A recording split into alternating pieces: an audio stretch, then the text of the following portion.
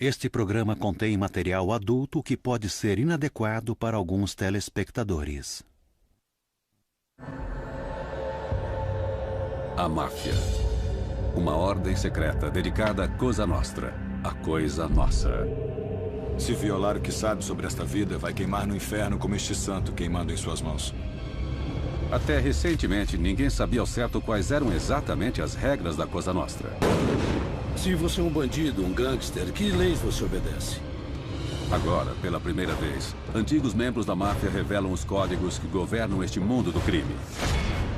Seguimos as regras. E sabemos quais serão as consequências se não fizermos isso. E como a Cosa Nostra foi vítima do sonho americano. Os 10 Mandamentos da Máfia.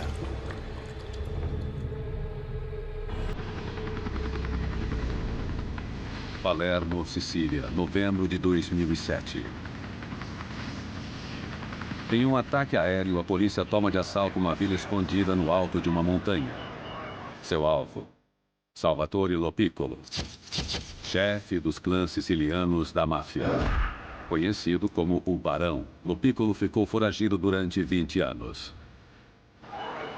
Com armas em punho, a polícia rende os ocupantes. Em segundos, os agentes conseguem prender Lo Piccolo.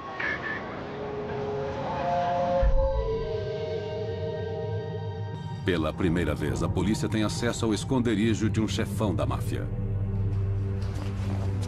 Mais tarde, uma equipe especializada entra na casa. A máfia inspira tanto medo que os policiais vestem máscaras para esconder sua identidade.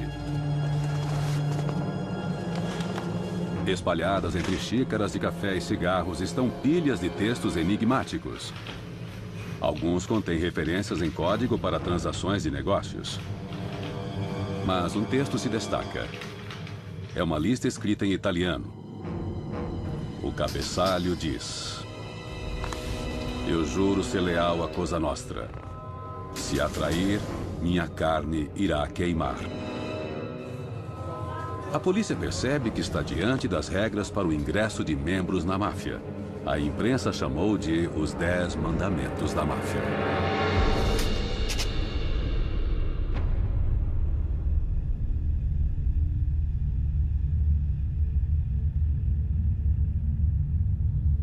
Ninguém pode se apresentar a um de nossos amigos. Uma terceira pessoa deve fazê-lo. Os mandamentos remontam aos primeiros anos da máfia nas plantações de limão da Sicília rural. Diz a lenda que a máfia nasceu de uma revolução. Nos anos de 1800, um grupo muito unido de proprietários de terras ofereceu proteção à população local contra o opressivo domínio espanhol. Mas a máfia logo descobriu que proteção é uma forma fácil de ganhar dinheiro.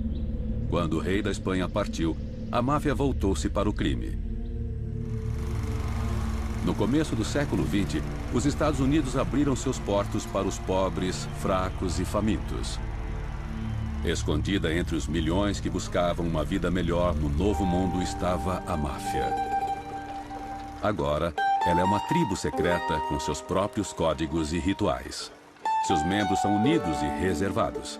Eles falam em voz baixa sobre La Cosa Nostra, a coisa nossa. É por isso que o primeiro mandamento estabelece quem pode e quem não pode pertencer a ela.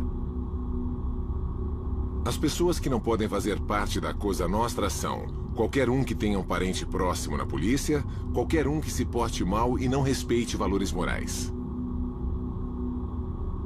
É preciso ser convidado para entrar na máfia. Estranhos não são bem-vindos. É sempre melhor ser convidado para esta vida por alguém que já esteja dentro dela. E geralmente é um parente de sangue. É melhor que seja um parente de sangue, porque a procedência é boa e conhecem suas raízes, podem investigar suas origens. O compromisso exigido é total. Quando alguém entra para a máfia, é como se nascesse de novo nesta vida. E tudo recomeça a partir deste ponto.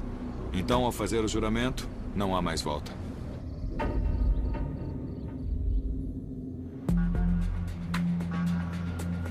Ao longo da história da máfia, a regra principal de admissão tem sido apenas uma: é preciso ser siciliano.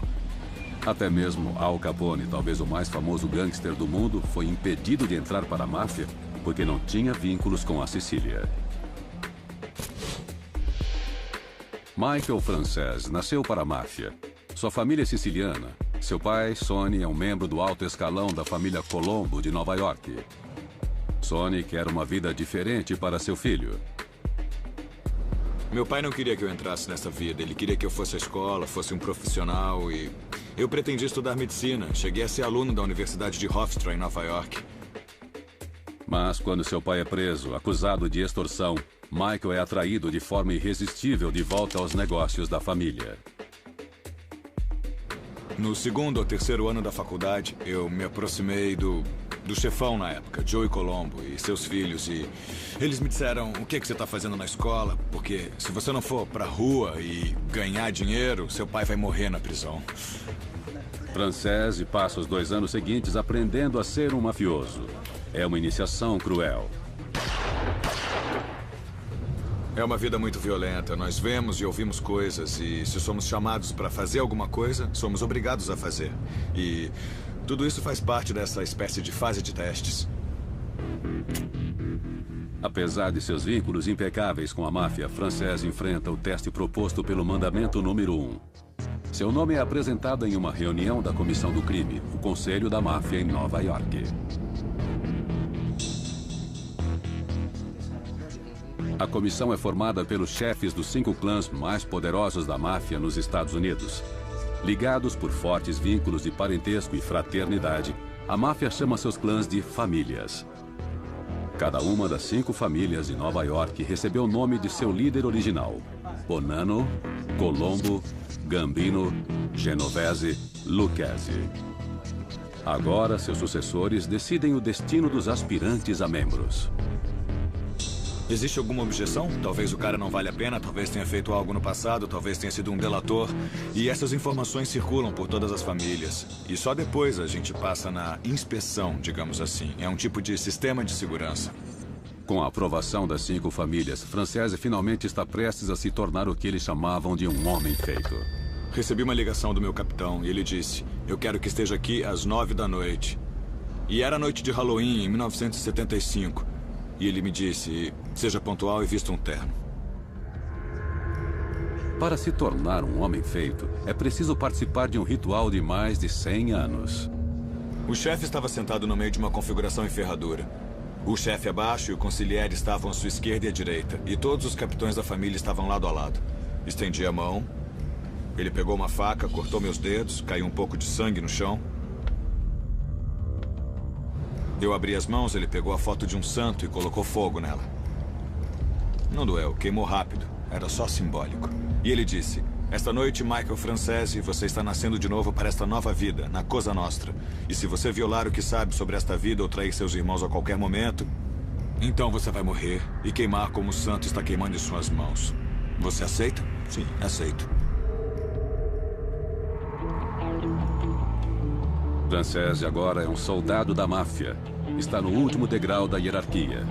Acima dele estão os capos, ou capitães, um subchefe e o próprio chefe.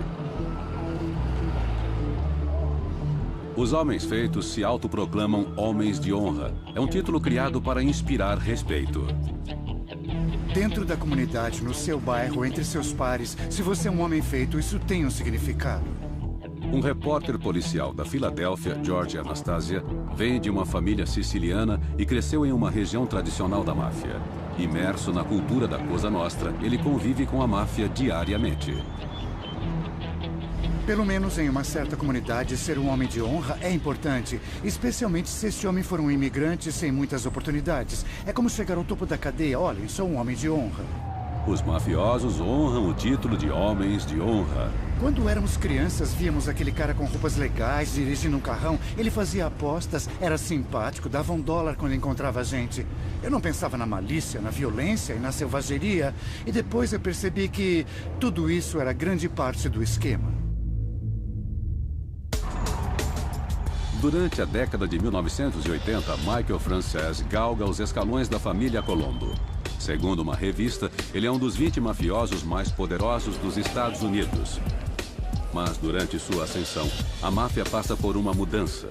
Os negócios estão se expandindo e precisam envolver pessoas de fora. As regras para o ingresso tornam-se menos rígidas.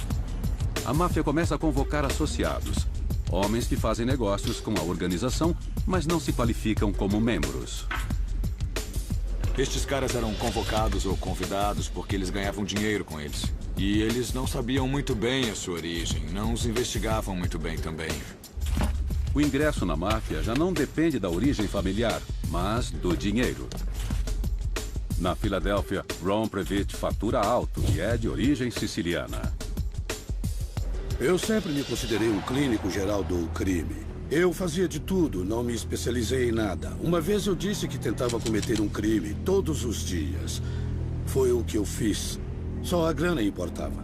Em 1993, o corpulento Previtt chama a atenção do chefe da máfia da Filadélfia, John Stanfa. Sem cerimônias, Big Ron é atraído para o grupo. Não houve uma cerimônia de convocação. Stanfa só falou uma porção de regras. Trate os outros membros com respeito. Bem, ou então não saia com a esposa de um irmão. Coisas dessa natureza. Coisas como agora você pode formar uma equipe. E, bem,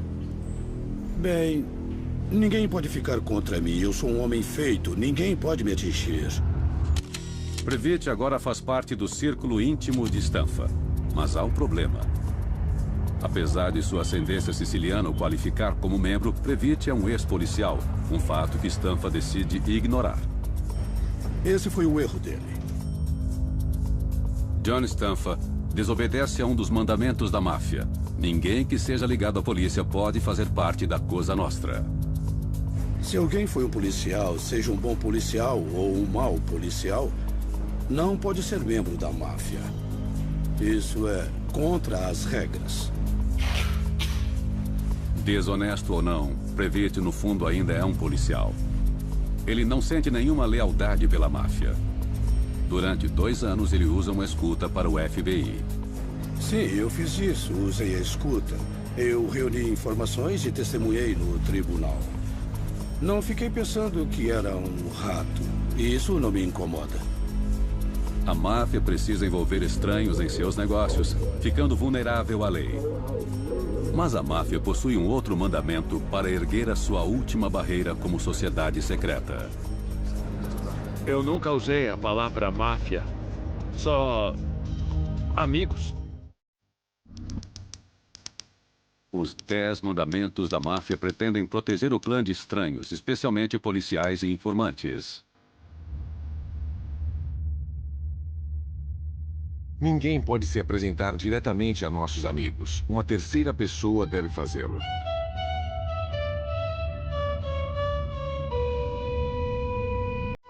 Sempre há um intermediário. Quem for só um associado ali na rua, não fala com o capitão nunca. E se for até ele falar com ele, ele irá embora. O segundo mandamento contém uma ameaça implícita. Sua vida está em jogo em cada apresentação que fizer. A pessoa que faz a apresentação torna-se responsável pela pessoa que apresenta. Se a pessoa se der mal, ela leva o outro junto. A pessoa que fez a apresentação paga um preço por isso. A apresentação pessoal é a base dos negócios da máfia. Em seu auge, na década de 1970, o FBI estimava haver mais de 3 mil homens feitos em todo o país, com até 25 mil associados. Para evitar as escutas da polícia, os negócios da máfia, em sua maioria, são fechados pessoalmente. O método mais seguro de comunicação era um encontro pessoal. E era no parque, se estivesse vazio. Ou uma caminhada pelo quarteirão. Geralmente não mais do que 2, talvez 3, mas nunca em grupos grandes. E as conversas, às vezes, eram em língua estrangeira, geralmente italiano. Dependendo de quem era e de sua respectiva origem. Os encontros em movimento sempre acontecem ao ar livre e estas conversas são a forma encontrada pelos mafiosos de se comunicarem em segurança quando as escutas da polícia os obrigam a sair para as ruas. Geralmente há muito a ser discutido. Famílias diferentes fazem negócios lado a lado nos mesmos bairros, tropeçando umas nas outras durante o processo. O lugar era de quem chegasse primeiro. Em outras palavras, se os Gambinos estivessem zanzando muito por Manhattan, eu não precisaria sair de lá com receio de que o território fosse deles. Não era geográfico. Como o território não é demarcado, os encontros com rivais são frequentes. Estas conversas resolvem conflitos antes que se tornem violentos. Tudo neste tipo de vida está nestes encontros. Para tudo eles fazem encontros e havia disputas com outras famílias, disputas dentro da mesma família e tudo isso nestes encontros. Segundo estes mandamentos, homens feitos que se conhecem pela reputação, mas não se conhecem formalmente, devem ser apresentados por uma terceira pessoa. Se eu não conhecesse outro homem feito, nunca tivesse visto, era preciso um terceiro membro da família, tanto faz dele ou minha, que conhecesse os dois e ele nos apresentava, dizendo Michael, amigo nosso, ou amigo nosso, e assim por diante. E depois de sermos formalmente apresentados, aí podíamos conversar como homens feitos, mas eu não podia abordar alguém, mesmo sabendo que era membro e eu também. Não era permitido se apresentar como homem feito. Não. Esta curiosa etiqueta tem sua própria linguagem codificada. Hoje, uma testemunha protegida, este ex-soldado da família Bonanno usa o codinome Tony. Quando alguém diz, ele é nosso amigo, quer dizer que é homem feito. Se diz, ele é meu amigo, quer dizer um associado ou alguém que não tem nada a ver com a família. Então, se eu estiver falando com um homem feito no meio de uma conversa e alguém chega e eu digo, é um amigo meu, se estivermos falando de algo específico, vamos parar de falar na frente dele na mesma hora. Esta regra foi criada para impedir que policiais entrassem na máfia. O ex-policial do estado de Nova Jersey, Freddie Martins, passou 6 meses disfarçado, tentando construir um personagem no qual a máfia pudesse confiar. A grande preocupação que eles realmente têm é quem você foi. Foi quando percebi o quanto era difícil entrar numa família mafiosa. Para os policiais que tentam burlar a máfia, a única esperança é uma apresentação formal. A coisa mais importante era ser avalizado por alguém. Ter alguém que pudesse dizer, tudo bem, gente, esse cara é quente. Sem isso não dava para ir a lugar nenhum. No fim dos anos 70, o DEA, Agência Federal Antidrogas dos Estados Unidos, começa a investigar uma rede de distribuição de heroína comandada pela máfia siciliana. Os agentes chamaram o caso de Conexão Pizza, porque os sicilianos contrabandeavam as drogas em ingredientes de pizza em vários restaurantes do país. O agente do DEA, Frank Panessa, assume a tarefa de se infiltrar na equipe da máfia responsável pela operação. A heroína siciliana estava sendo distribuída nos Estados Unidos e em todo o mundo, na verdade. E as pessoas com quem me envolvi faturavam $1 milhão por dia, todos os dias. E ninguém os conhecia porque era uma sociedade muito secreta. O agente Panessa sabe que a chave para se infiltrar na altamente secreta máfia siciliana é ser apresentado por um homem feito, também conhecido como homem sábio. Alguém versado nos caminhos da Cosa Nostra. Nós prendemos 2 homens sábios que eram da Filadélfia e nós dissemos, ou vocês cooperam com a gente ou vão para a prisão. Então eles disseram, não vamos entregar ninguém aqui da Filadélfia. E então nós dissemos, e quanto aos sicilianos? Os homens sábios da Filadélfia concordam em apresentar Panessa para 2 traficantes de heroína sicilianos, Paolo Laporta e Alberto Ficcolori, vistos aqui com Panessa em fotos da vigilância do DEA. Panessa deve convencer os 2 de que é um autêntico homem de honra. Em um encontro em um restaurante no sul do estado, ele assume seu perigoso papel de agente disfarçado. Quando a comida chegou, os homens sábios me serviram primeiro. Os sicilianos olharam aquilo, porque para homens de honra há um significado. O respeito que os 2 demonstravam por mim, eles sabiam que os 2 eram homens sábios, então eu devia ser alguém muito importante. Quando o meu copo ficava vazio, os homens sábios prontamente me serviam outra bebida. A apresentação é um sucesso para o DEA. A traição deliberada dos homens feitos por outros homens feitos abre uma grande brecha no protocolo da máfia. Panessa agora irá explorar esta brecha. Meses depois disso, eu disse, meu negócio é o pó marrom. E eles disseram, por que não contou pra gente? Nós controlamos todo o pó. Ele perguntou, de quem você compra? E graças a Deus, eu também era agente disfarçado em Nova York e comprava de um homem feito em Nova York. E ele ainda não tinha sido preso. Aí eu disse, eu compro desse cara do Bronx e citei o nome dele. E ele disse, ele é um dos nossos clientes, você não precisa comprar mais dele, compre direto com a gente. E foi assim que comecei. Agora eu podia comprar heroína. Minha primeira compra de heroína foi de $85 mil. E quando eles foram embora, depois desta compra específica, ficaram seguros e pensaram, bom, este cara é quente. A investigação da Conexão Pizza desbarata uma enorme rede de distribuição de drogas. Em apenas 9 anos, a máfia havia contrabandeado cerca de $1 bilhão e 600 milhões em heroína. Quando o esquema cai, os contatos sicilianos de Panessa descobrem que ele é um agente disfarçado e pedem para vê-lo na prisão. Eu pensei, bem, o que eles vão dizer talvez seja uma ameaça, mas eles foram muito cordiais. E o Paolo disse, sabe, você foi um cavalheiro e todas as nossas transações foram apenas negócios. Mas o encontro termina com um aviso arrepiante. Ele disse, não precisa nos temer de forma alguma, mas as pessoas que apresentaram você a nós serão responsabilizadas. Panessa entende o recado. Ele não perde tempo e inscreve os homens sábios da Filadélfia no programa de proteção à testemunha. Os dois mafiosos escapam da ira da máfia. O FBI rompe a barreira de proteção da máfia e causa grandes estragos. E quando isso acontece, a máfia recorre a uma poderosa arma, a lealdade. Eu estava disponível o tempo todo, como um médico. Não interessava para quê, fosse para cavar uma cova ou meter uma bala na cabeça de alguém. Bem, as coisas eram assim. Quem entra para a máfia entrega seu coração, seu corpo e sua alma. Os 10 mandamentos existem para assegurar isso. Esteja sempre disponível para a Cosa Nostra, mesmo que sua esposa esteja prestes a dar à luz.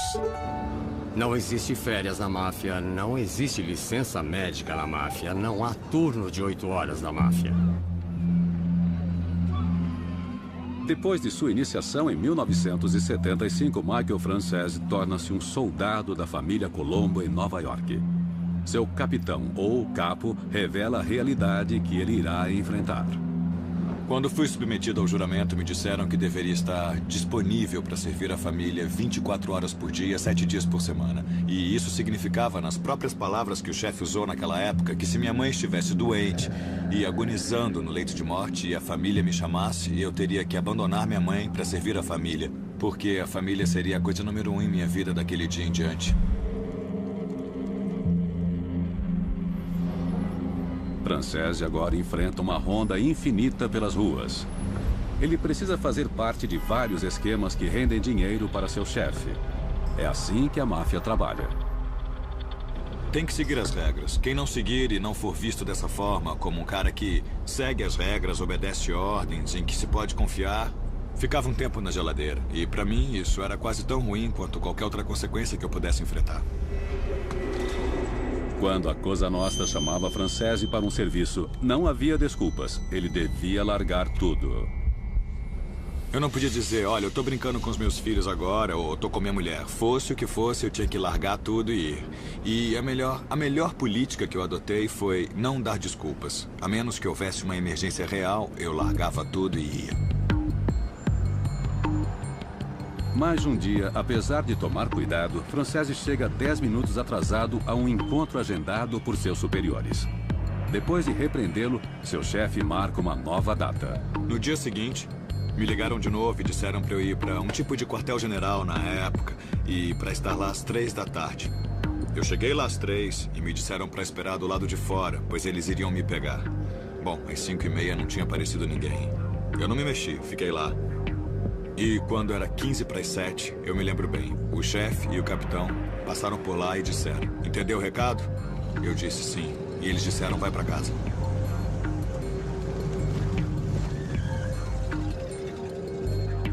Francese tem sorte por ter escapado apenas com uma advertência. Ele nunca mais se atrasou para um compromisso.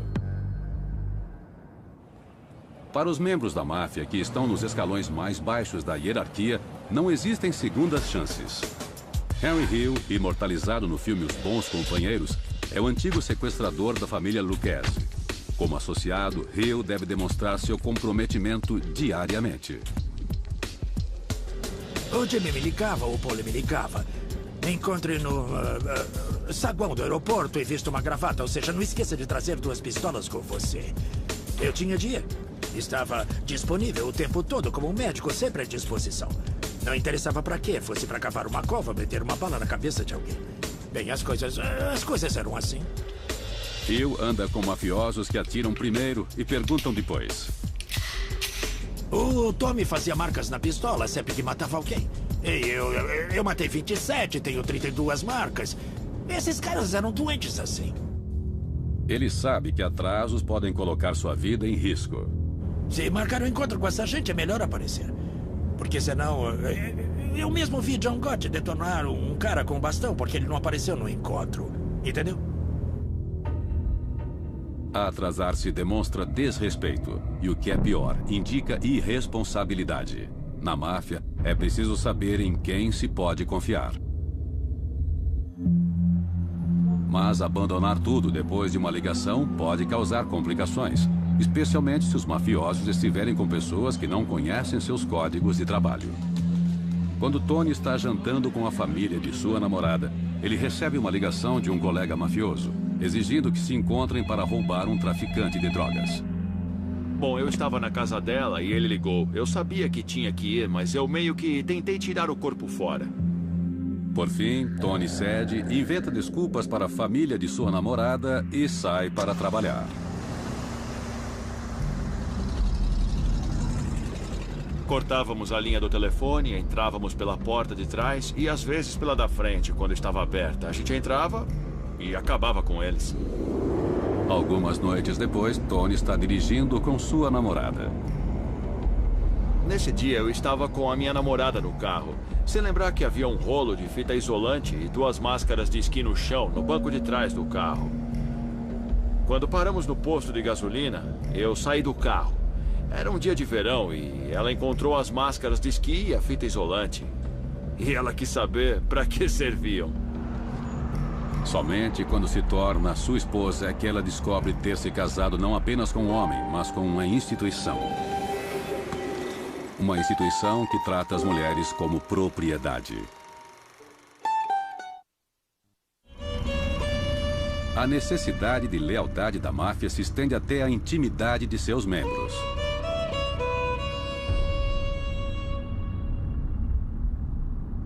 Nunca olhe para as esposas dos amigos. Era uma regra muito rígida. A gente não podia mexer com a esposa ou com a filha de ninguém ou com ninguém próximo à família de um homem feito. Bom, um homem feito não faria isso. Ele não podia nem pensar nisso. As punições por desobedecer a este mandamento são severas. Devia ser a morte. E isso já aconteceu. Às vezes, o amante era morto. A cultura masculina da máfia sempre demonstrou respeito pelas esposas. Mas este mandamento tem origem em uma necessidade prática. Uma das regras, você não devia mexer com a mulher de um mafioso, é claro. Mas é lógico que isso não é uma escolha moral. É porque isso cria instabilidade dentro de uma organização. E eles não querem 2 caras brigando por uma mulher. Querem esses 2 caras ganhando dinheiro para eles. Então, existe uma razão lógica para essas regras que não tem nada a ver com honra e moralidade. Tem a ver com a estabilidade e os objetivos da organização. Apesar de se chamarem mandamentos, com uma suposta base na moralidade, eles existem em função dos negócios. Devido aos tradicionais códigos de honra, flertes entre homens feitos e as esposas de outros mafiosos são muito raros. O capo dos Colombo, Michael Francese, sempre evitou cuidadosamente a possibilidade de ser pego em uma posição comprometedora. Essa era a minha política pessoal. Se eu visitasse outro homem feito e ele não estivesse em casa, mas a mulher dele estivesse, eu não pisava lá dentro. Eu nem entrava na casa, porque nunca se sabe, não é? A máfia se espelha em suas famílias. E como em muitas famílias, a Cosa Nostra é cheia de fofocas. Em um mundo de conversas escusas e sussurradas, os boatos são constantes. Se um mafioso tiver um caso com a esposa de outro mafioso, logo todos ficarão sabendo. É como um namoro num escritório, é assim, tá entendendo? E não importa o que faça, alguém vai acabar de... As regras eram quebradas com frequência.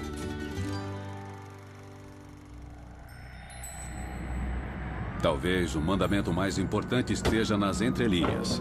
Há uma regra para o chefe e outra para quem estiver abaixo dele. Como o próximo mandamento decreta, subordinados devem engolir tudo. Você não reclama do chefe, não é inteligente. Seja o que for, fique quieto e pronto. O mundo do crime é baseado em mentiras. Mas os mandamentos da máfia exigem que os subordinados falem a verdade, especialmente quando é o chefe quem pergunta.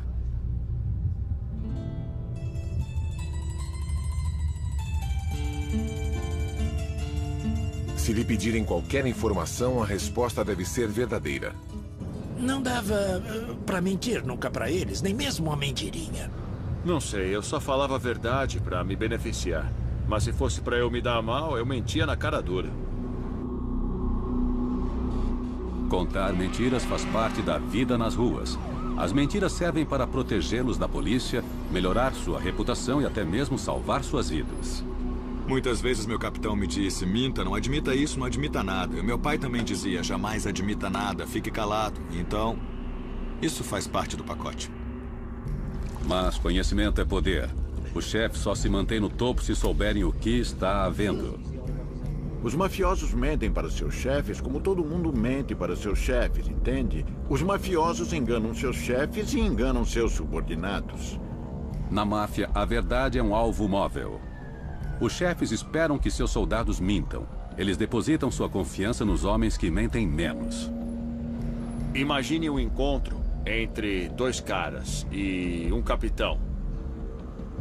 Digamos que o capo conhece um cara há 30 anos e o outro há apenas 2 anos. Não importa o que esse cara disser. Ele é novato e vai estar errado. Às vezes, o detector de mentiras dos chefes falha. De 1981 a 87, o capo da família Colombo, Michael Francese, dirige um lucrativo esquema de sonegação de impostos sobre gasolina. Francese abre empresas que vendem gasolina por atacado. Pela lei, as empresas devem pagar impostos de até cerca de 10 centavos o litro. Francese simplesmente não paga. Como fazíamos isso?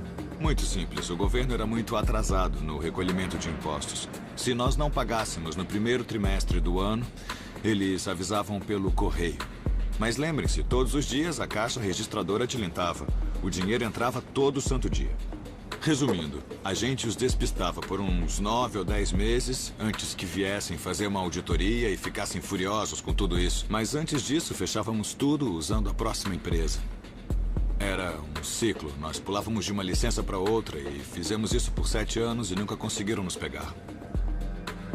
No auge da operação, Francese chega a vender quase 2 bilhões de litros de gasolina por mês.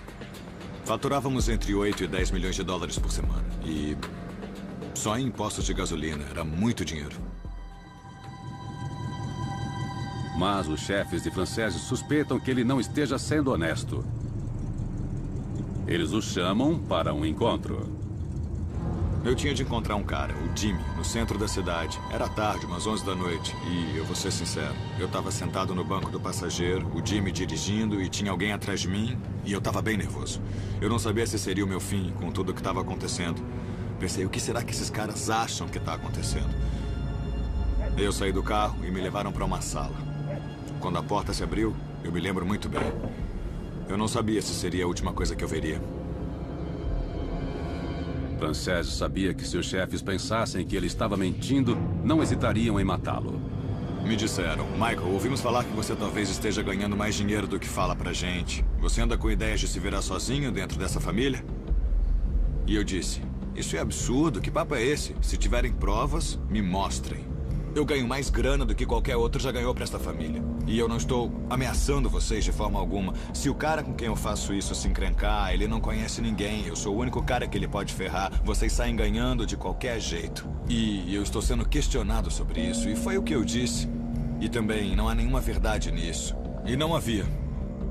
Francese consegue convencer seus superiores. Ele escapa por pouco. Bom, depois disso disseram, tudo bem, está tudo certo. O chefão saiu, nos abraçamos, mas eu fiquei impressionado. Não gostei nada daquilo. Para Francese, o encontro foi um divisor de águas. A partir daí, ele começa a questionar sua devoção à Cosa Nostra. Mas não diz nada, é claro. E foi assim que eu tomei outro rumo. Às vezes, as mentiras podem servir aos objetivos dos chefes. A máfia era complacente principalmente com o tráfico de drogas. Durante os anos 70, Henry Hill começa a traficar heroína. O pó marrom vem da Sicília, escondido em produtos fornecidos a restaurantes locais. A heroína chega pura. E traficantes como Hill a misturam com aditivos para aumentar a quantidade e também os lucros. Um quilo rendia 30 quilos. Na rua, sabia? Faça as contas. A gente pagava 250 mil dólares por 1 quilo. Multiplique por 30. A heroína é uma chance de ganhar dinheiro muito rápido. Hill fica deslumbrado com o retorno. Era muita grana. Aquilo era embriagante. A gente andava com 10, 15, 20 mil no bolso, sabia? E torrava numa noite, numa mesa de jogo ou nas corridas, uns 30, 40 mil dólares. Mas há um obstáculo. Segundo as regras da máfia, o tráfico de drogas não é para membros. Ele chama demais atenção, envolve muitas pessoas, é muito arriscado. Traficar drogas não era bom porque gerava muita pressão e criava muitas brechas para as autoridades. E corrompia seus membros, ou seja, os membros da máfia. A velha guarda da máfia desaprova as drogas. O tráfico não se enquadra em sua própria autoimagem de protetores da comunidade, mas a ganância vence os valores tradicionais. Eles vieram com essa desculpa. Não pedimos para você vender drogas, quando na verdade esperavam que aquele dinheiro entrasse, sabe? Todos sabiam do tráfico de drogas, mas nunca admitiam. Oh, não sabíamos que você vendia drogas. Hill tem de mentir para seu chefe, o capo dos Lucchese, Paul Vario. Eu lembro do Paul me perguntar, você tá mexendo com drogas? Não, tá brincando, eu nem fumo. Eu não faço isso, sabe? Apesar disso, Hill assegura que Vario receba sua parte. Claro que o Paul sabia. Toda semana eu trazia um saco cheio de dinheiro para ele. 5 mil por semana. Quando os mafiosos vendem drogas fingindo que não traficam, desobedecem o mandamento sobre a verdade. Mas quando chefes começam a lucrar com as exceções, os valores tradicionais da máfia começam a desmoronar. Dá para fazer uma lista com as regras que foram quebradas ao longo do tempo. Alguns caras podiam encher um livro. Os chefes quebraram mais regras do que eu. A máfia se estrutura sobre uma hierarquia rígida, mantida pelo respeito. Ela tinha a estrutura de qualquer grande corporação. Não importa quem é o chefe, é preciso se render à sua autoridade. Ao lidar com seus subordinados, os mafiosos esperam ser respeitados. O próximo mandamento se baseia no respeito à hierarquia.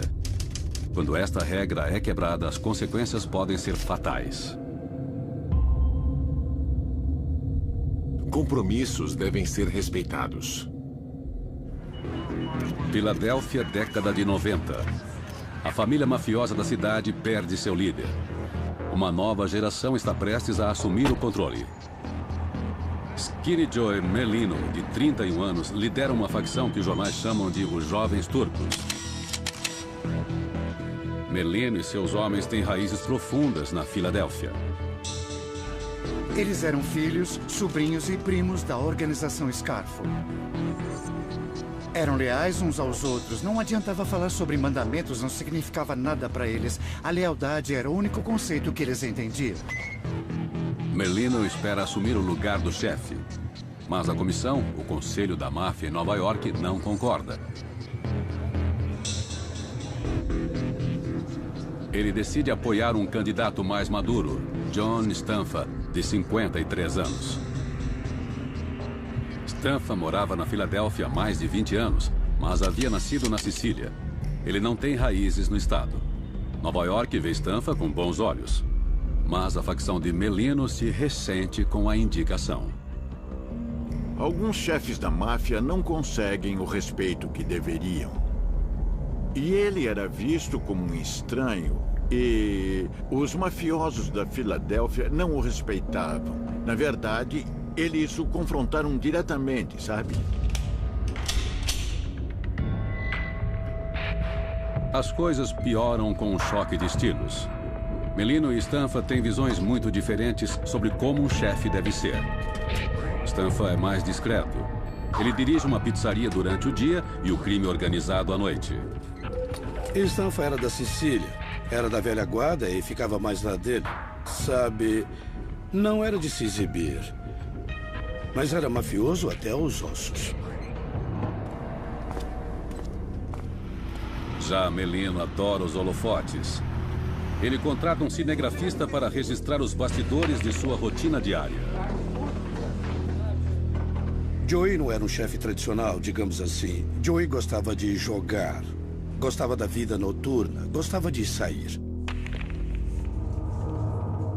Quando Stanfa faz de Joey Chang Ciancalini um colega de Merlino, seu subchefe, o grupo de Merlino se enfurece.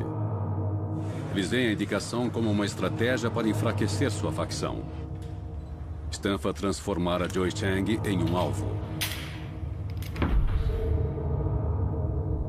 2 de março de 1993.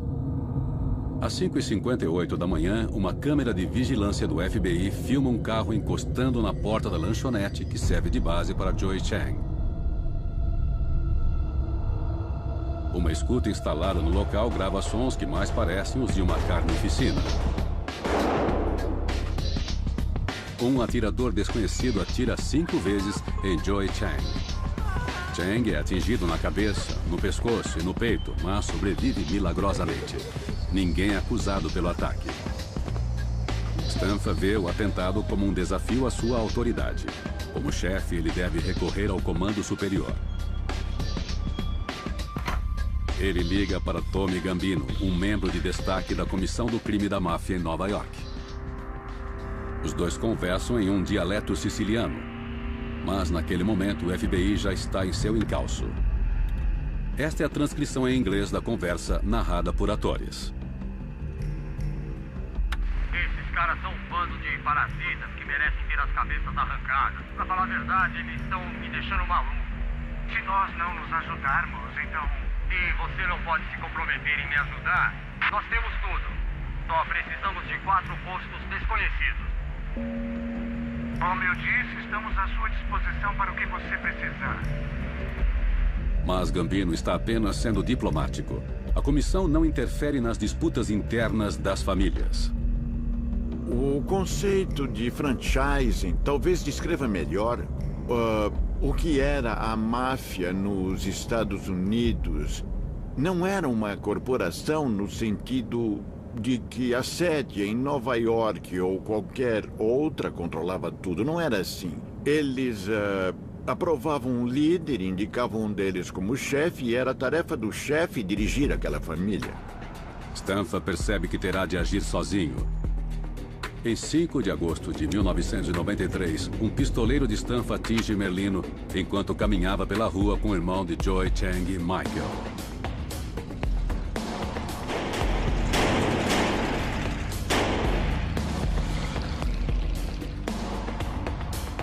Michael Ciancalini morre no local.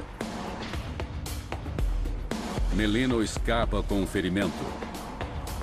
A máfia da Filadélfia se prepara para a guerra. Foi uma época difícil, sabe? Eu nem dormia na minha cama, eu dormia no chão. Colocava os travesseiros em cima porque uma bomba podia atravessar a janela. Foi bem difícil. Passam-se 3 semanas. São 8 da manhã do 31 de agosto de 93. Hora do rush. Stanfa e seu filho Joe pegam a via expressa para o centro de Filadélfia.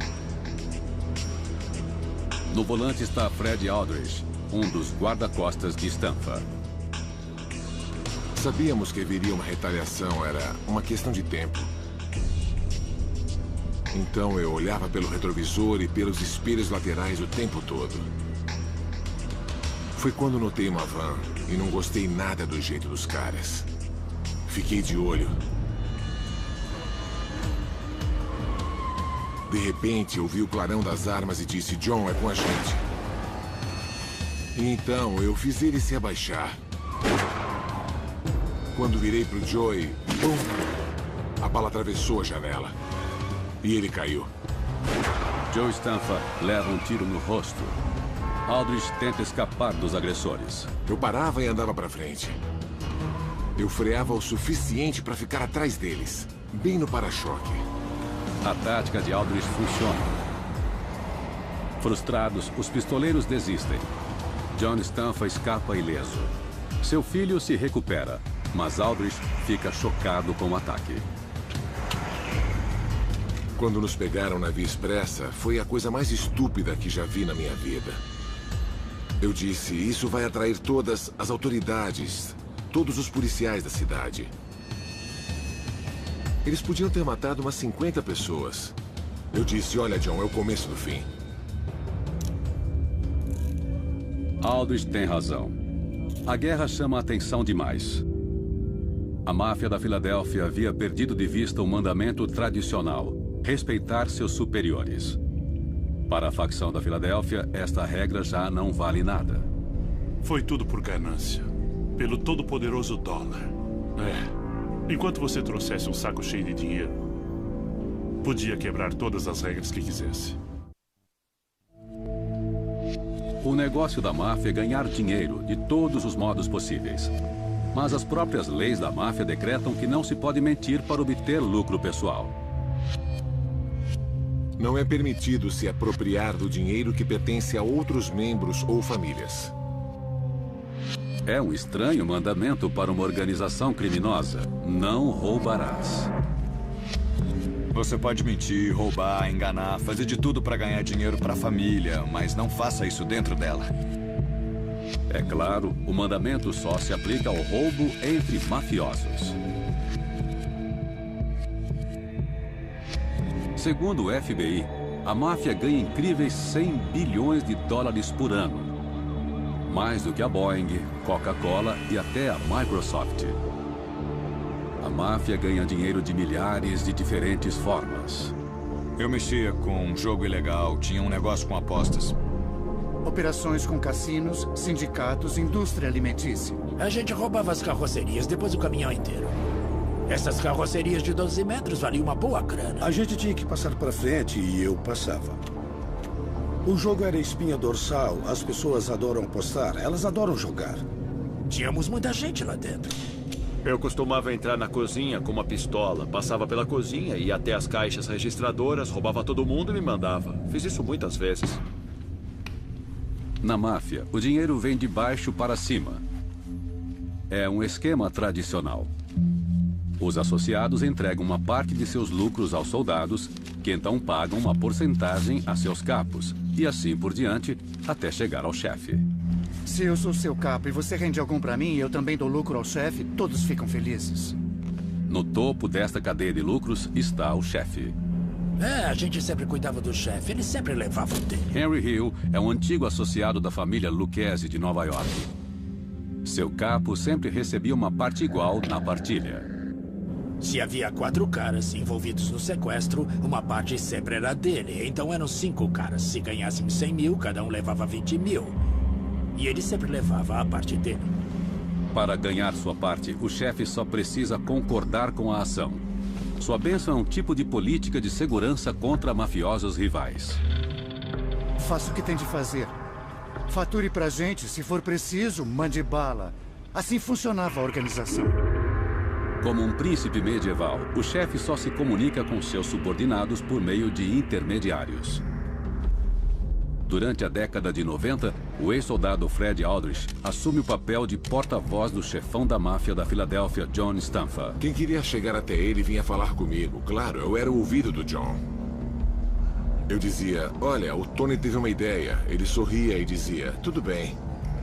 Eu dizia, Louis teve uma ótima ideia. E ele dizia, tudo bem, pode dizer que está liberado. Uma vez aprovado o esquema, o membro ou associado deve começar a pagar uma cota igual ao chefe. Todo mundo acha que a gente entra nessa vida e de repente todo mundo começa a jogar dinheiro em você e você fica rico. E é exatamente o oposto. Ao entrar na máfia, você tem que pagar o tempo todo. Tem que ganhar a vida e bancar a família, se puder. Os chefes estabelecem uma confirmação verbal para cada centavo como forma de controle. Era supostamente por razões de segurança. Se outro membro de outra família tentasse se meter ou interferir nos nossos negócios, sabiam que não podiam fazer isso. Essa é uma razão, mas tecnicamente dessa forma eles sabiam de todo o movimento e tínhamos de pagar. Deixar de pagar é considerado roubo.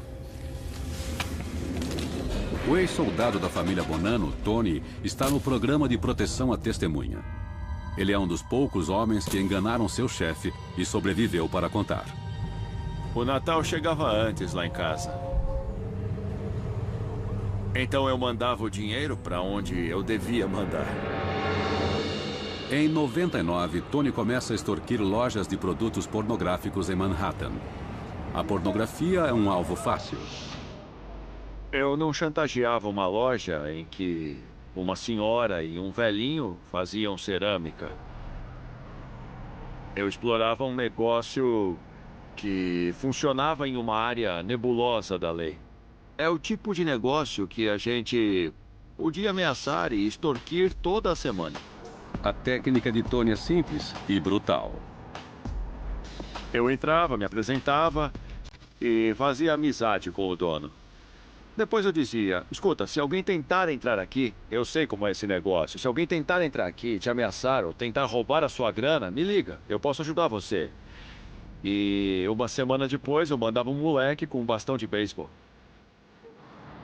Logo, Tony começa a ganhar um bom dinheiro, mas ele decide esconder o esquema de seu capo. Eu fazia coletas semanais. E meu capitão decidiu verificar por conta própria, porque achava que estava sendo roubado toda semana.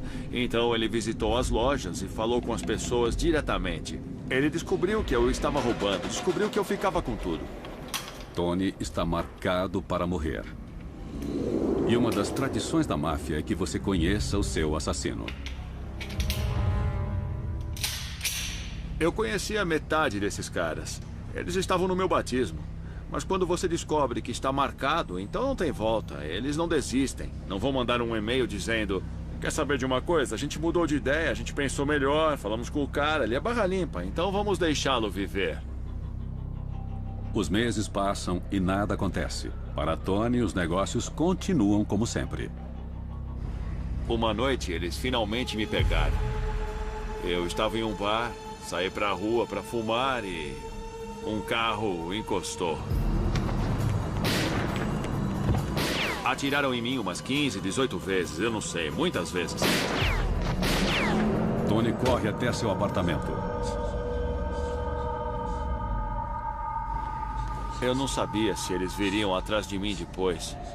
Só fiquei sentado lá, fiquei no chão da cozinha e tinha algumas armas comigo. Eu me sentei lá e esperei.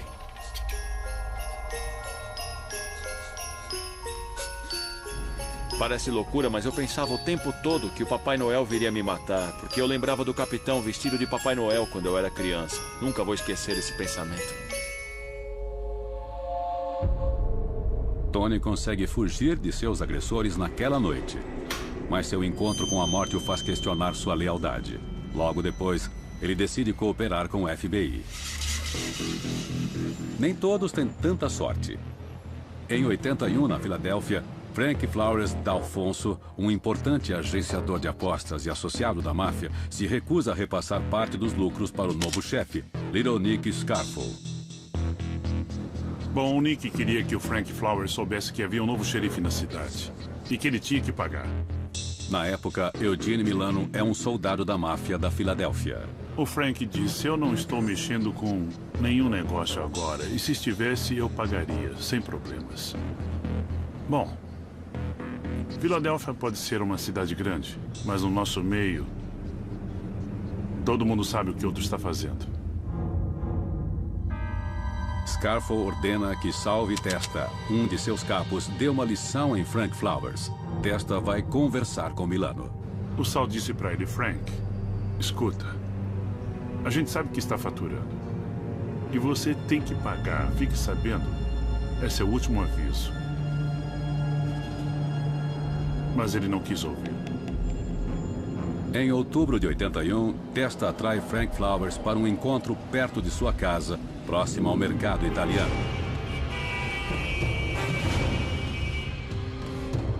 O Sal bateu nele com um bastão de beisebol. Tinha uma peça de 40 centímetros de aço. Ele bateu muito, deu a maior surra nele. E ele ficou no hospital por muito tempo. Mas a surra não surte o efeito esperado. Flowers ainda se recusa a pagar. Esperando cair nas graças de seu chefe, o capo de Scarfo começa a planejar seu assassinato. Depois disso, a outra punição possível era a morte. Eu fui chamado, junto com 4 ou 5 caras, para matar Frank Flowers. Mas o rosto de Milano é conhecido demais nas ruas estreitas de Filadélfia. As pessoas me conheciam no bairro, então eu procurei meu capitão na época e disse... olha, não vai rolar, eu posso ser reconhecido, não vale a pena. Então, eles decidiram me poupar. E encarregaram outros caras de matar o Frank.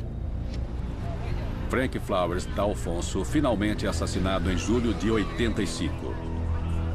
2 homens atiram nele em frente a uma tabacaria no mercado italiano em plena luz do dia. Milano é preso por conspirar para cometer homicídio em 1987. Se você tiver um negócio ilegal na Filadélfia, vai ter de pagar. O respeito é a base de muitos códigos da máfia. Mas quando as vidas pessoais dos mafiosos estão em jogo, o respeito pode ser uma faca de 2 gumes. Eles tratavam bem sua esposa, a mãe dos seus filhos, mas quando ela não estava perto, eles caíam na farra. Para muitos ítalo-americanos, a família é a pedra angular de suas vidas. Cenas familiares como estas são o sonho de muitos mafiosos. A família oferece proteção para um estilo de vida criminoso. Mesmo assim, os mafiosos muitas vezes traem a instituição que dizem valorizar acima de tudo. As esposas devem ser tratadas com respeito. As esposas ocupam uma posição central em muitos lares de mafiosos. Quando um homem feito se casa, ele permanece casado, ou seja, até que a morte o separe. Era preciso respeitar a esposa e a família. A lealdade não era só ao chefe, mas também a família. Não se podia enganar a própria família. O agente do FBI, Patrick Cogan, se depara com este poderoso código de respeito quando ele e um parceiro vão prender um mafioso em sua casa. Batemos na porta da frente e quando a esposa abriu a porta, nós dissemos: onde está seu marido? Somos do FBI e temos um mandado. Com muito sotaque, ela disse: ele não está aqui. Perguntamos se podíamos entrar e olhar a casa. Ela ficou muito agitada e começou a xingar, nós dois em italiano. Então eu retruquei, também em italiano, com palavras que não vou repetir aqui. Depois disso, ela se afastou da porta tentando respirar. 30 segundos depois, o marido, fugitivo, sai pela porta com seu paletó na mão, abre a porta e diz para nós dois agentes: venham, vamos dar o fora daqui. A gente disse, Joey, por que tão rápido? Ele disse, prefiro ir com vocês. Prefiro ir com vocês do que aguentá-la o dia todo, porque vocês a desonraram ao xingá-la em italiano. Eu disse, bem, ela me xingou primeiro. Ele disse, não interessa. Eu devia ter defendido a honra dela. E não defendi. Prefiro passar o dia com vocês na prisão. Mas respeito não inclui necessariamente fidelidade. Em relação às mulheres, os mafiosos tinham valores dúbios. Eles tratavam bem sua esposa, a mãe de seus filhos, cuidavam de sua família, a respeitavam na presença dela, mas quando ela não estava perto, eles caíam na farra. Para provar sua masculinidade, um mafioso precisa ter uma gumbata, a gíria da máfia para a amante. Alguns caras tinham namoradas durante anos e anos a fio. Eles tinham vidas duplas, digamos assim. Era territorial. A gente ia aos clubes toda noite, apostávamos alto. E por isso éramos atraentes para muitas garotas. Sempre tinha mulheres à nossa volta. E elas sempre queriam se divertir com a gente, estar por perto. E quando aparecia uma garota bonita, ela virava namorada por um tempo. Nas décadas de 60 e 70, a noite de Nova York é agitada. A cidade abriga alguns dos maiores clubes noturnos do mundo, o Copacabana, o Estúdio 54. E a máfia aproveita ao máximo. Havia os Campinos, e havia os Bonanos, e também os Luquezes e os Colombos. Todo mundo, sabia? Todos eles tinham seu território naqueles clubes e naqueles bares. Mas uma noite da semana é especial. Aos sábados, os mafiosos mostram aos outros membros como são respeitáveis. Isso significa sair com suas esposas. Sábados e domingos eram das esposas, e os outros dias eram das namoradas ou alguém com quem se estivesse. E isso era muito comum entre as pessoas que eu conhecia, pelo menos naquela época. Para o associado da máfia, Henry Hill, este arranjo podia trazer complicações. Se a Diana Ross se apresentasse no Copacabana, por exemplo, naturalmente a namorada queria ver, sabia? E a esposa também queria. Bem, o sábado à noite era só para as esposas. Eles não iam pro Copa com a namorada no sábado à noite. Era proibido. Então não tinha jeito. Bem, quem tivesse 3 namoradas tinha que ver o show 3 vezes. As esposas, na maioria das vezes, entendem e aceitam o esquema, desde que seus maridos as respeitem e não ostentem seus casos em sua frente. A gente tentava manter as esposas e namoradas umas longe das outras. Todas elas sabiam. Era aquela coisa. Mas como todas sabiam, enquanto a gente bancava a casa, pagasse as escolas particulares e empregadas, tudo que elas queriam, isso levava bastante a barra caso elas vissem uma mancha de batom no colarinho ou qualquer coisa assim. Era só dar uma grana, vá fazer compras, me deixe em paz. Mas alguns mafiosos quebram frequentemente esta regra. Quando o FBI instala grampos para vigiar a máfia da década de 80, os agentes começam a descobrir mais coisas do que imaginavam. Paul Castellano é o chefe da família Gambino de Nova York. Aos 70 anos, ele se apaixona pela empregada da família. Castellano mantém o caso dentro de sua própria casa. Ao fazer isso, ele desonra sua mulher, Nina. É uma falha imperdoável para o protocolo da máfia. E o FBI está ouvindo tudo. Quando o FBI o prende por extorsão em fevereiro de 85, Castellano descobre tudo. Ele sabe que revelou segredos da máfia pelo telefone. Mas quando descobre que os federais sabem sobre seu caso com a empregada, ele fica realmente apreensivo. Ele ficou muito preocupado quando soube dos dispositivos eletrônicos na casa dele. Ele ficou mais constrangido e mais preocupado com o fato de ter feito um implante peniano quando ficou mais velho para, supostamente, satisfazer aquela atual amante. Ele temia mais que esta informação chegasse a seus colegas e subordinados do que o fato de ter desrespeitado a esposa na sua própria casa. A reputação de Castellano como chefe está em risco. A escuta do FBI compromete sua hombridade. Quando as notícias sobre seu romance e o implante se espalham, abalam o mundo da família Gambino. Um rival decide que é hora de usurpar o trono de Castellano.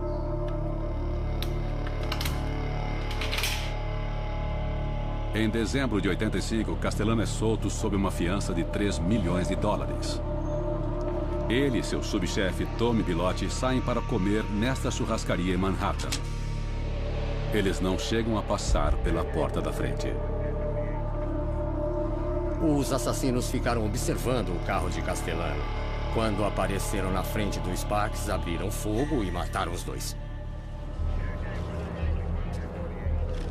O rival de Castellano assume o controle da família Gambino. Seu nome, John Gotti.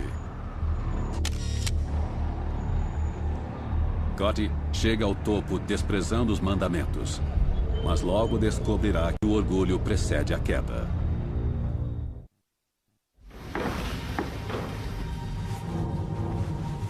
Documentos secretos descobertos em 2007 revelam o código de honra da máfia. Os chamados 10 mandamentos falam de valores morais, verdade, respeito. Qualidades que parecem alheias ao mundo do crime. O mandamento número 9 transmite uma mensagem muito clara.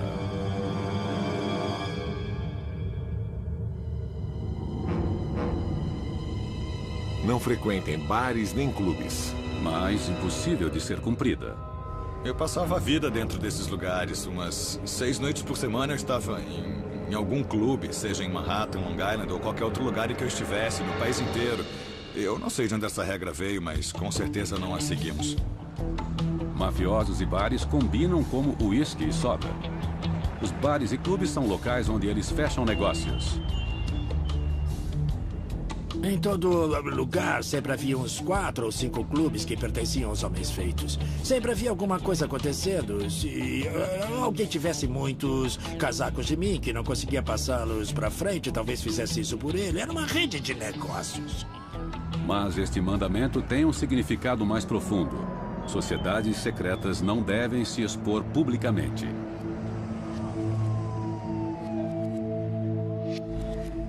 Meu tio fazia aquilo do jeito antigo. Ele não estava atrás de publicidade, não mesmo. Ele sempre me dizia que os problemas estavam lá. Estavam no bar, estavam no clube. É onde você encontra as pessoas, onde bebe e acaba baixando a guarda. Para terem sucesso, os mafiosos têm de ser discretos. Ao menos é o que as regras diziam. Esses caras não queriam se expor. Eles queriam passar desapercebidos. Eles não queriam se tornar o que chamamos de um alvo fácil. Mas o que parecia funcionar nas colinas da Sicília não funciona nas grandes cidades norte-americanas. No início dos anos 80, os mafiosos começam a se afastar dos códigos da Cosa Nostra e a alçar voos mais altos. Os caras novos queriam construir uma reputação. Os da velha guarda eram reservados, os novos, nem um pouco. A nova geração de mafiosos começa a se orientar não pelos antigos mandamentos, mas pelos mitos do cinema. Os caras novos, em muitos aspectos, adoram aparecer. Eles adotaram os papéis que viram em filmes como O Homem da Máfia, Família Soprano, Donnie Brasco. Eles incorporaram isso em sua personalidade. Eles queriam os flashes, o glamour, e tudo isso era praticamente a antítese do teor desses mandamentos e do que a máfia deveria ser. Deveria ser uma sociedade secreta. Um homem incorpora a mudança nos valores da máfia. John Gotti. Gotti é um gangster notório. Ele se deleita com os holofotes da mídia. Gosta de se exibir e encarna o papel de mafioso. A imprensa o vê como um personagem. Eu gostava muito do John. O John não escondia quem ele era. Ele era um gangster e não queria ser nada além de um gangster. E agia como um 7 dias por semana, 24 horas por dia. O capo da família Colombo, Michael Francese, sobe na hierarquia ao mesmo tempo em que Gotti. Sabíamos que ele seria o chefe ou morreria tentando. Gotti assume o controle da família em meio a tiroteios e muita publicidade. Em dezembro de 85, ele ordena a execução do chefe em exercício, Paul Castellano. A imprensa percebe um indício do que está por vir com este assassinato a sangue frio. Cenas da vigilância do FBI no clube Ravenite, quartel-general de Gotti no coração de Little Italy, em Manhattan, revelam o atrevimento de Gotti em plena rua. Uma série de soldados e capos de Gambino começa a aparecer. Com o ato rico, uma lei contra a conspiração criminosa, os gangsters vão para a prisão apenas por se encontrar e discutir seus negócios. Gotti caminha sobre uma corda bamba. Começa um arriscado jogo de gato e rato. Os federais o acusam de extorsão. Os advogados de Gotti conseguem libertá-lo. Gotti sempre tem uma ironia e um sorriso para as câmeras. Muitos adoram a atitude despreocupada de Gotti. A imprensa passa a chamá-lo de Dom Teflon, porque os promotores não conseguiam agarrá-lo. Ele zombava das autoridades e os agentes da lei, especialmente o FBI, fizeram um esforço concentrado para, de uma vez por todas, montar um caso que conseguisse prender John Gotti. Finalmente, Gotti comete um erro. Em 1990, uma gravação do FBI capta um arrepiante telefonema.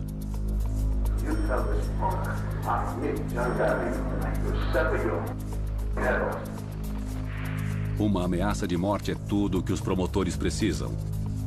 Em 11 de dezembro de 1990, os federais invadem o clube Ravenite, onde John Gotti mantém seu séquito. Gotti é preso. Depois de 2 anos de uma batalha legal, Gotti finalmente é condenado por assassinato e extorsão. Seus fãs não ficam felizes. Gotti morre de câncer na garganta na prisão em 2002, consumido em parte por seu amor aos holofotes. Sem dúvida, Gotti cometeu um erro. Ele se gabou abertamente de quem ele era para a mídia. Falou com repórteres e o crime organizado nunca havia feito isso.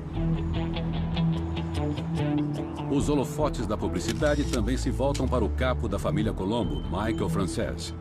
No auge de sua carreira criminosa, Francese ganhava milhões com seus negócios ilícitos. A mídia de Nova York o batiza de Don Yuppie.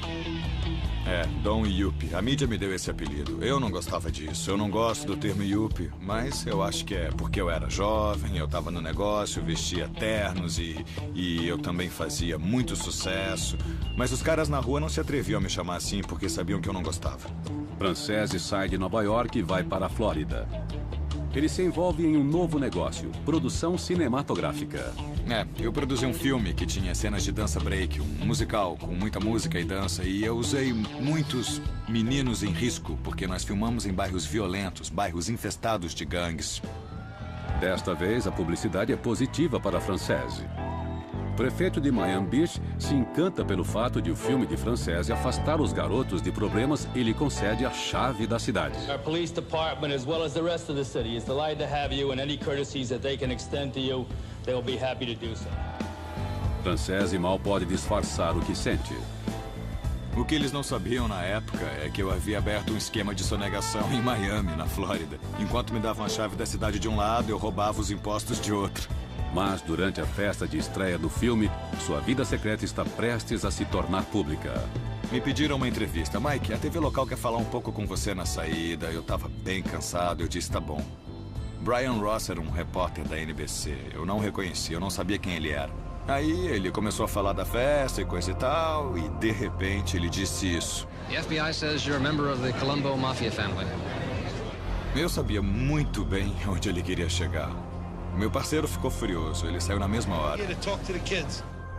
Eu só respondi as perguntas. Like I said, the FBI can allege and say whatever they like. They've been doing it for many, many years. Bom, e foi aí que tudo começou a desmoronar. A aparição de Francese numa rede nacional de TV logo chama a atenção das autoridades. Em 85, os promotores apresentam 87 acusações de extorsão, fraude e sonegação de impostos contra Francese. Ele pode pegar a prisão perpétua. Eu sabia que se eu fosse julgamento e perdesse, minha vida acabaria. Seus advogados fazem um acordo. Nós negociamos um acordo em que eu pegaria uma sentença de 10 anos de prisão e, com a liberdade condicional, eu cumpriria 5 destes 10. Eu tinha que devolver 15 milhões, mais 5 milhões em bens confiscados e sair para cumprir minha pena. Francese cumpre 6 anos. Antes de ir para a prisão, ele se casa e toma uma decisão. Eu conheci uma garota por quem me apaixonei de verdade. E se eu quisesse passar um tempo com ela, ter um futuro com ela, não ia dar certo nesta vida, porque não me deixariam em paz. Francese promete. Até agora, a única forma de sair da máfia era dentro de um caixão. Mas, nos anos 90, para não cumprir penas pesadas por seus crimes, muitos gangsters começaram a sair da Cosa Nostra direto para os braços do FBI. A parte principal do acordo é que eles tinham que garantir a minha vida. Foi um acordo muito bom.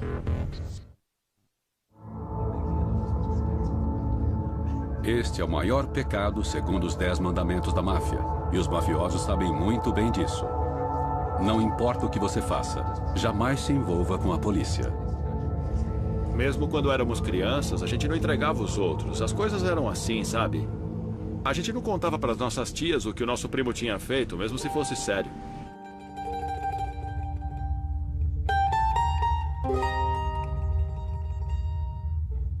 Nunca seja visto com policiais. Este mandamento da máfia é um aviso aos gangsters para fazerem o possível para não serem vistos com policiais. Eu cresci odiando a polícia. O meu pai sempre me ensinou que eu jamais poderia ser policial ou gostar da polícia porque eles juraram prender nossos parentes, a nossa família. Então eu cresci odiando a polícia. Mas quando a tradição falha, os chefes têm uma outra carta na manga.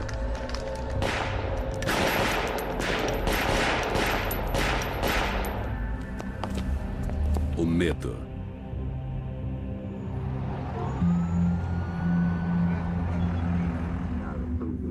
Na batalha contra o crime organizado, o agente do FBI, Patrick Cogan, sabe muito bem como o chefe da família Gambino, John Gotti, intimida seus subordinados. Eu tinha um informante muito próximo a Gotti, mas ele morria de medo dele. Ele tinha pavor. Gotti matava só porque tinha abordado com o pé esquerdo. Imagine se ele soubesse que um de seus homens estava cooperando com as autoridades. Quando o informante do agente Cogan é identificado no tribunal, ele foge da cidade e nunca mais é visto. Este homem tinha esposa e um filho de 10 anos. Ele os abandonou. Não aparece há 25 anos. Só por medo. Só por medo. O programa de proteção à testemunha é criado em 1970 para oferecer aos mafiosos a chance de revelar informações em troca de proteção. Desde então, cerca de 10 mil criminosos se inscreveram. Em 1980, o associado da família Lucchese, Henry Hill, é preso por tráfico de heroína. Quando eu fui preso, eu sabia que era um homem morto. Porque se os esquemas fossem revelados, tudo ia se acabar. Os grampos da polícia incriminam Hill e seus chefes criminosos. As escutas acabaram com a festa. Eles tinham milhões de escutas em todo lugar. Gravavam tudo. E aqueles caras iam ser indiciados também. Então eu sabia que eu era um homem morto. Entre passar a vida atrás das grades ou morrer nas mãos dos chefes da máfia, Hill prefere aceitar a oferta e cooperar com o FBI. Foi o melhor dia da minha vida. Foi mesmo. Eu fiquei tão aliviado quando disseram: você vai entrar no programa de proteção à testemunha. Com novas identidades, Hill e sua família são levados para locais secretos em Nebraska, Kentucky e Washington. Em troca, Hill testemunha contra 50 membros da família Lucchese. Eu aceitei o acordo. Eu valorizo muito. Ele tomou conta de mim. O governo acabou me defendendo. A decisão de Hill ainda é uma atitude incomum no começo da década de 80. Mas em 10 anos, um número cada vez maior de mafiosos começa a desobedecer ao mandamento de não falar com policiais. Do começo dos anos 70 aos de 90, as condenações federais para o crime organizado crescem 450%. Graças ao ato rico, o medo da lei mina o poder da máfia. Uma das razões pelas quais a máfia começou a ruir por dentro é porque é uma vida construída sobre o medo. E quando o medo do governo dos Estados Unidos se tornou mais poderoso que o medo do chefe e do resto da família, o que aconteceu? Os caras começaram a sair, a delatar, a fazer acordos. Está acontecendo agora, em números recordes. As tradições que governaram a máfia por décadas estão desaparecendo. Os jovens mafiosos já não acreditam que a fidelidade à máfia vale uma vida na prisão. Quando foram presos e encararam sentenças por extorsão de 40 anos na prisão, e a máfia não é mais um refúgio, é só por dinheiro, eles tomaram uma decisão de negócios. Como diminuir minhas perdas? Bom, vamos cooperar. Isso está acontecendo cada vez mais. Na Filadélfia, talvez mais do que em qualquer outra cidade. Per capita temos mais testemunhas que cooperam, homens feitos testemunhando, do que em qualquer outra família da máfia. Na Filadélfia, não existe um delator maior do que o ex-policial Ron Previtt.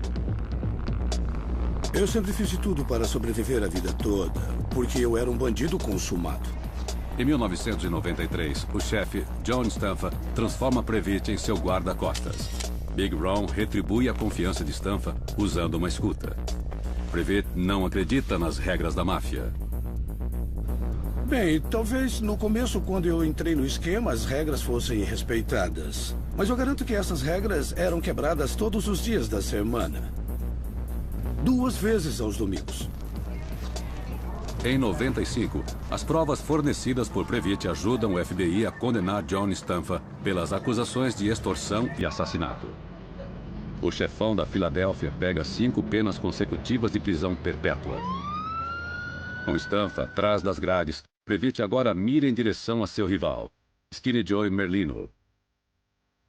Em 99, o depoimento do ex-policial condena Merlino por tráfico de drogas. Ele ainda está na prisão. Previtt só deve lealdade a si mesmo. Se você é um bandido, um gangster, que leis você obedece?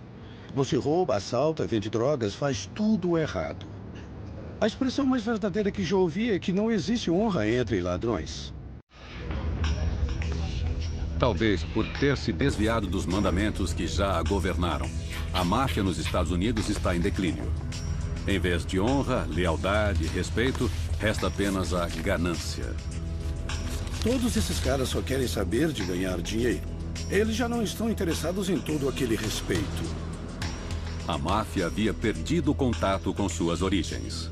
Todas as regras foram pro lixo. Nos anos de 1990, a nova geração de mafiosos já não é leal aos ideais da máfia. Para eles, os 10 mandamentos não significam nada. Se você falar com metade dos caras que estão por aí e mostrar aquela lista, eles não vão saber do que se trata. A era de ouro da máfia chega ao fim. Quando penso nos anos 40 e 50, essas regras eram usadas e aplicadas. A lealdade e a honra eram parte disso. Para esta geração que chegou ao final do século XX e começo do século XXI, nenhuma delas vale mais. Elas não fazem parte da realidade deles. Eles só querem ganhar dinheiro. Não querem fazer parte de uma sociedade secreta ou uma sociedade respeitável. Ser homens de honra é uma frase que ainda falam, mas ela não significa mais nada. Alguns mafiosos antigos sentem-se traídos. Tem uns caras lá fora que deram suas vidas a uma vida que não existe mais. E quer saber? Ninguém está nem aí. Ninguém liga se eles participaram de 2 ou 3 mortes. Ou se salvaram uma vida. As antigas políticas de segurança da máfia não valem mais a pena. Quando um mafioso vai para a cadeia, a máfia deveria cuidar da família dele. Um dia, um dos caras deu $50 para minha esposa. Um cara para quem eu ganhei mais de 2 milhões. E ele deu 50 pratas para ela. Os chefes de Tony haviam abandonado o espírito que sustentava a Cosa Nostra. A máfia cuida de seus membros. Desiludidos, muitos mafiosos decidem abandonar a organização. Atualmente, Henry Hill não faz mais parte do programa de proteção à testemunha. Sabendo que sobreviveu a seus inimigos, Hill pinta e escreve para viver. Quando eu olho para trás, eu me sinto tão longe daquela vida.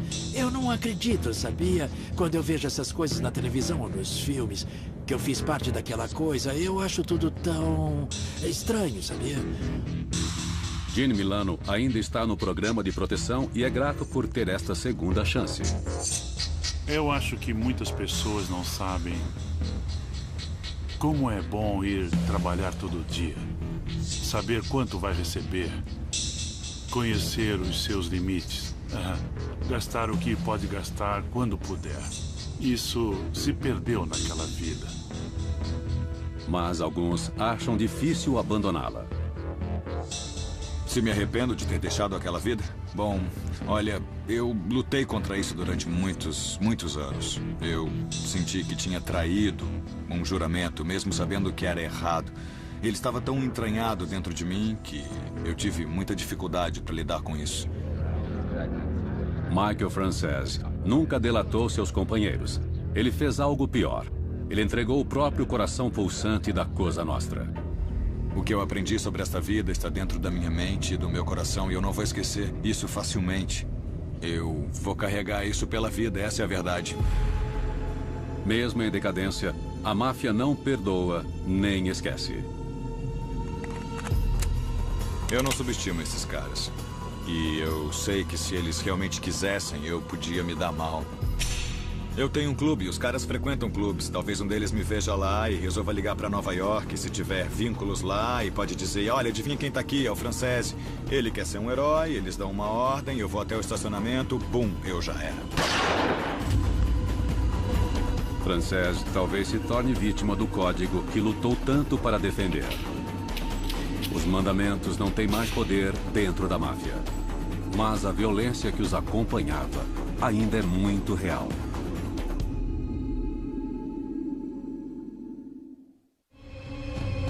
Versão brasileira Vox Mundi.